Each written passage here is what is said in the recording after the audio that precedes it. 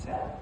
আচ্ছা, তা আজকে আমরা গাছের রিপোর্টিং করছি। গাছ বলতে বোগেনভিলিয়া গাছের।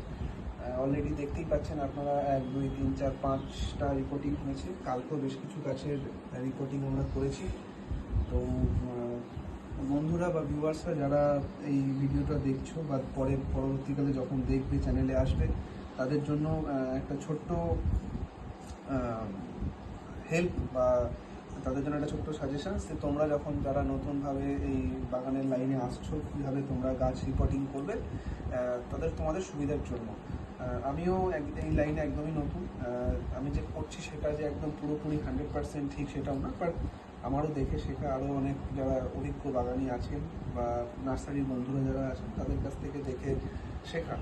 তো সব থেকে ইম্পর্ট্যান্ট হচ্ছে যে বোগেনভিলিয়ার জন্য হচ্ছে মিডিয়া বা মাটিটা তৈরি করা।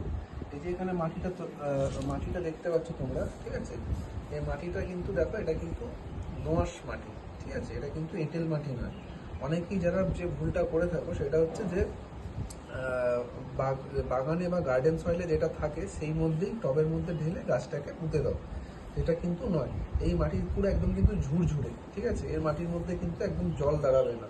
তো এই মাটিটা কিন্তু তৈরি করতে হয়েছে। এই মাটি তৈরি করতে গেলে কি কি লাগবে সেটা হচ্ছে এই মাটির সঙ্গে মোটামুটি 40% মাটি, তার সঙ্গে মোটামুটি 25 থেকে 30% ভার্মি কম্পোস্ট, তার সাথে মোটা বালি 10%, আর বাদ বাকি যদি তোমরা চাও তো ধানের তুষ অ্যাড করতে পারো। ধানের তুষ অ্যাড করলে মাটি খুব ঝুরঝুরে থাকে, এয়ারি থাকে, মধ্যেখানে জল দাঁড়ায় না।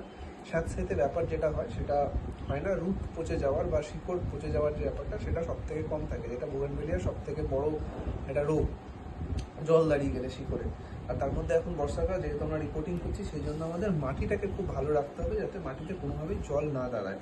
আর এর সাথে অল্প অল্প করে একটুখানি হাড় গুঁড়ো, শিংকুচি দিয়ে দেওয়া উচিত, যাতে সেটা গাছের পরবর্তীকালে পুষ্টিতে সাহায্য করে।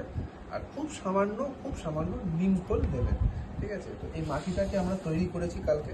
তৈরি করার পরে মাটিটা এখন রেডি আছে। আজকে আমরা দেখাবো কীভাবে গাছ রিপোর্টিং করতে হয়।